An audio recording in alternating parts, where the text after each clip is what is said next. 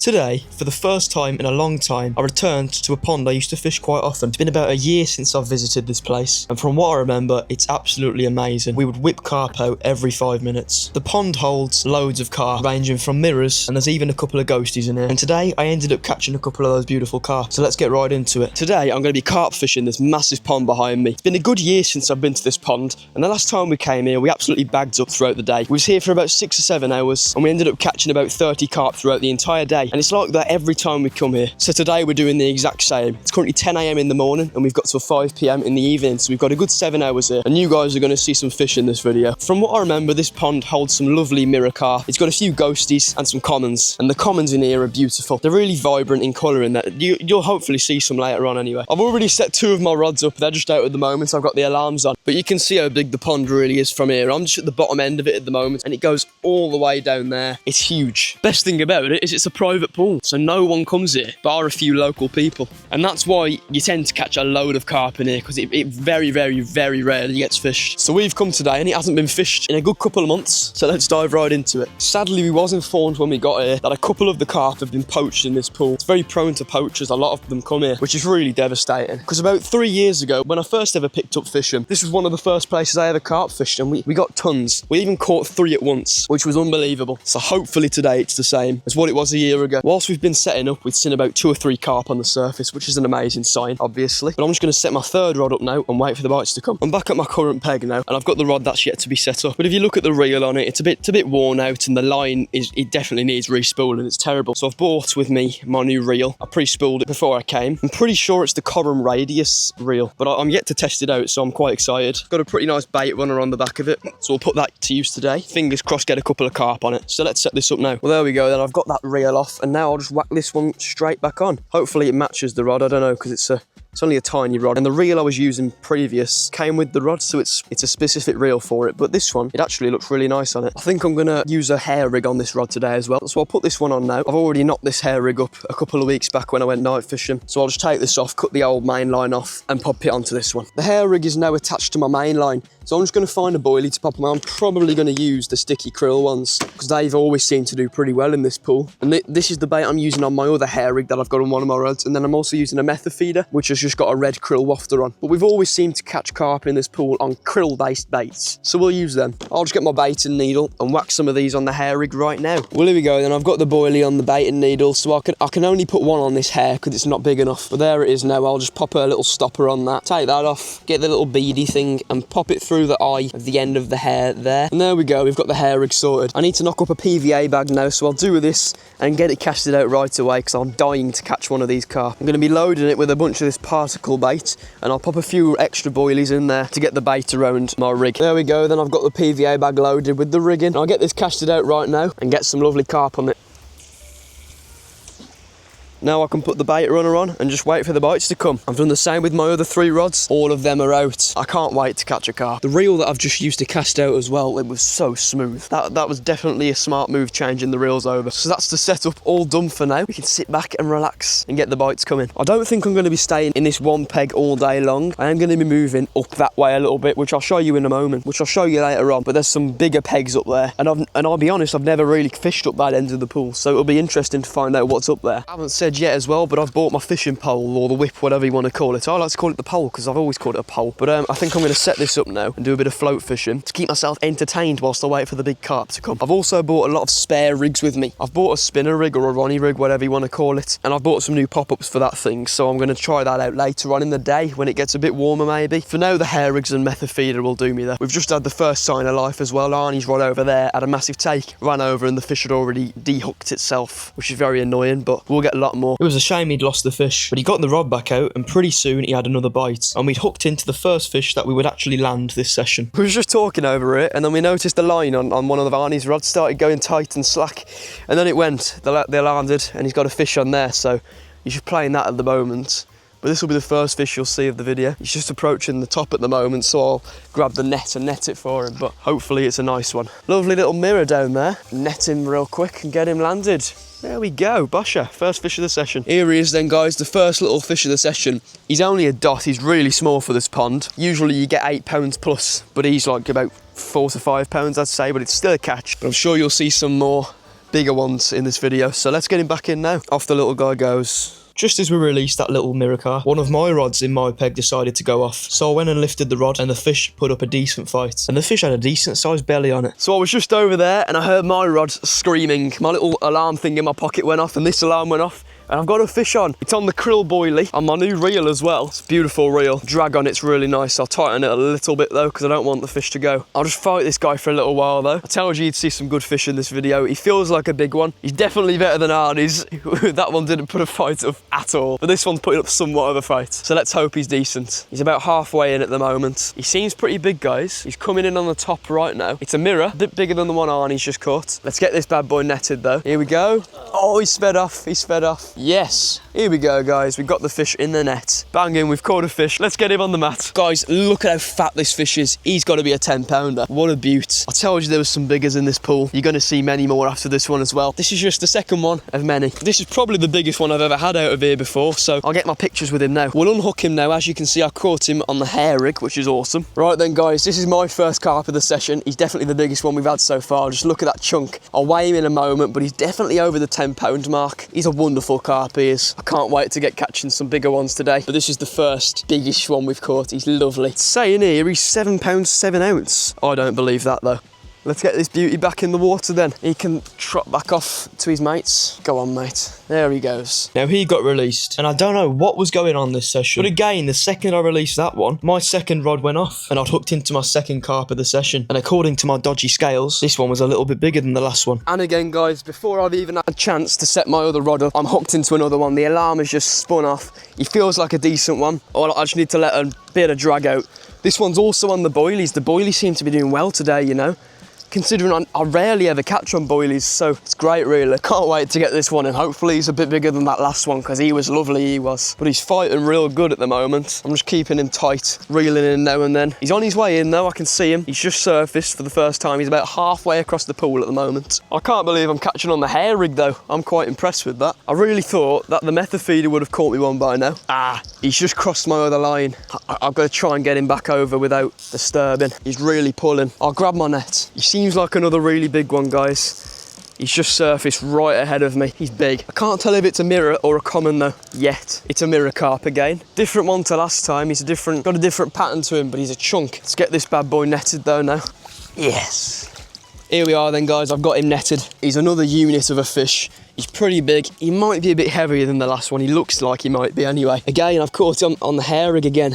I'm chuffed with that. But let's get this beauty in my hands and see how much he weighs. This one's definitely heavier than the last one. He sure feels it anyway. Look at the meaty head he's got on him though. What a beauty of a mirror carp that is. They're actually big. They're a lot bigger than the last time we came in this pond. I'm chuffed to bits with this cat. So this guy's in the net now. We'll just give him a quick weigh and then get him right back in the water. There we are then, guys. He's a lot heavier. He's 9 pound 4 ounce. I told you he felt a lot heavier than the last one. Let's get this guy back now though and catch some bigger ones. Let's get this fella back now, and off he trots. He ain't going nowhere though. He's just swam right into the bank.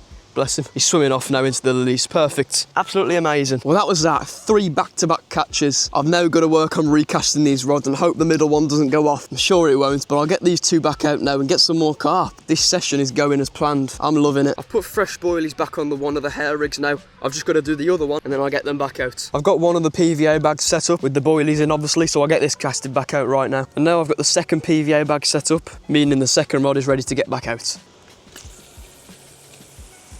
That's the rods now all back out. Now it's time to get some more carp on the hook. But back to what I was doing earlier. I'm going to set up my pole now because I never got around to it because we kept catching fish. It's just gone midday as well, just as I'm about to set the pole up. And it is red hot right now.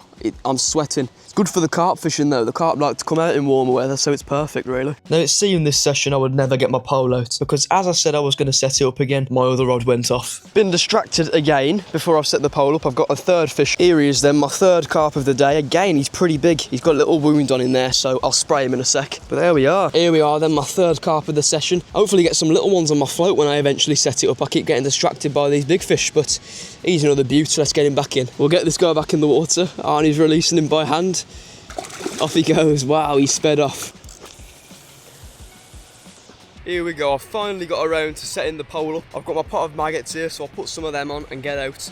Try and get some roach or rudd or gudgeon or perch or whatever will bite. I'm out with the pole now. I've set the depth as well, so it's on the very bottom. I'm not going to pole fish for very long. I'm just going to give it a quick half an hour or so, just to keep me a bit entertained. I'm just exploring the top end of the pool now, where I said I might move to earlier on in the video. Seeing as we're catching down there, I don't reckon I'm going to move now, because it's too much effort moving all my gear up this end when it's already all out. But this is what it's looking like up this end. We're past the island there. I'm fishing just around about there behind that tree.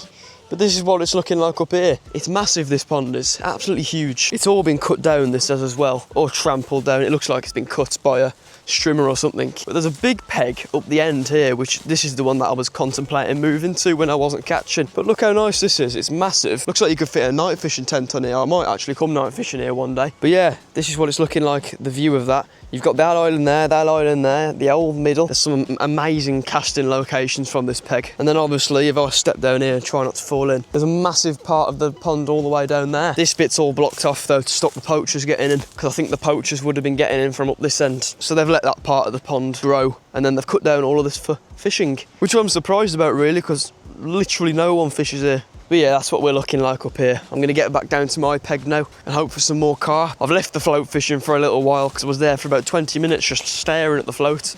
I kept chucking maggots out every 2 or 3 minutes, a little pinch full of them, and nothing was coming from it. Of course, I'll give it another go in a minute, but for now, I'm going to get back down. We're not going to spend an awful lot of time here now. Maybe another hour, an hour and a half at max. I'm just pole fishing at the moment, and nothing, my maggot's still on. I've been chucking a couple of maggots out every few seconds, like I've been saying earlier, but nothing's coming from it, which is surprising. We used to catch some pretty decent sized roach out of this pool. But I think I'm going to try and get one more carp before I leave. I should smash that goal within the next hour quite easily. But it seems the fishing's died off the last hour or so, because it's been a while since I caught a carp. But I'm sure the rod will go off any second now. Saying that, one has just gone off, and I'm not even joking. Have you got a fish on, Arnie? Yeah. What did I say? Just as I said that, his rod went off. Sadly, he was about to net the fish and it come off, so we've lost that one. Here we are, I've been float fishing for a little while and I have a little roach on, I think. Yeah, I've got a roach. Lovely. Did not expect this catch at all. He's a very shiny roach. He's not got much like redness to him at all. There he is. Just look at him. He's a cool little fish. He's very, very slimy though, so I'm just gonna toss him back in the water there.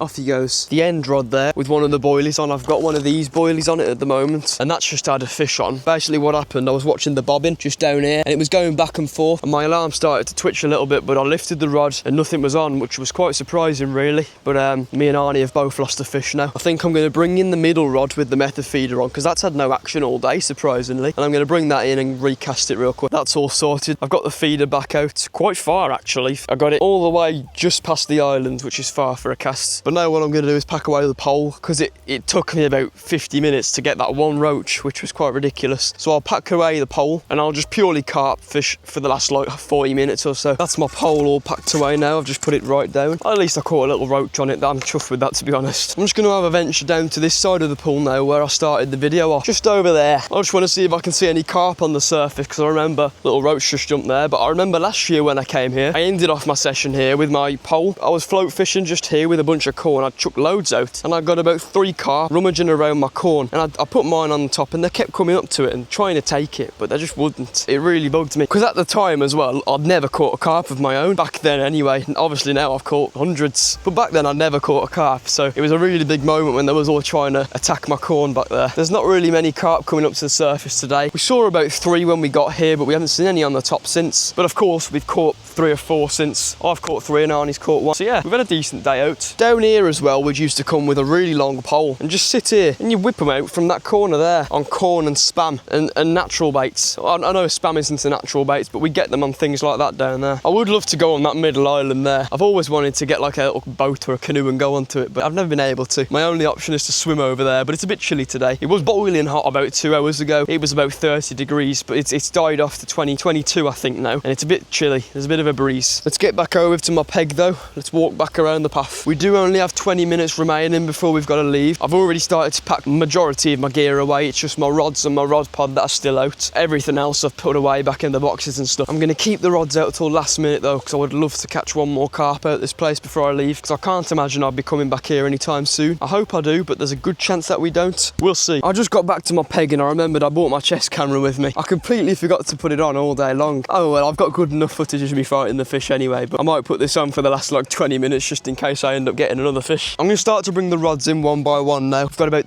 15 minutes maximum left. So I'm going to bring in the middle rod, the Carp Limitless rod. That one's the one with the method feeder on. Sadly, it's not caught me anything all day, so I'm going to bring that one in first and leave the two boilies out because they've got more chance of catching.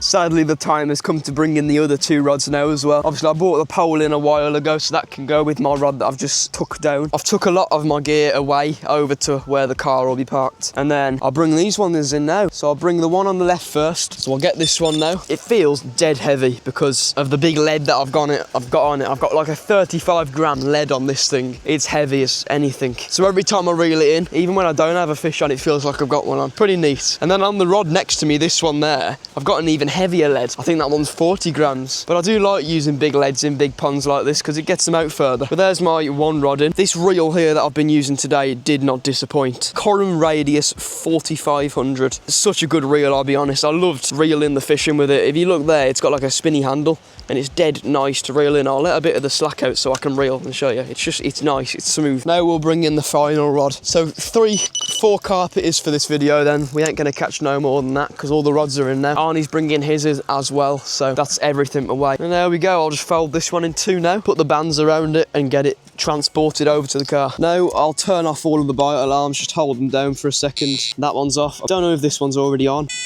Oh, I've just turned that on. I'll turn that off.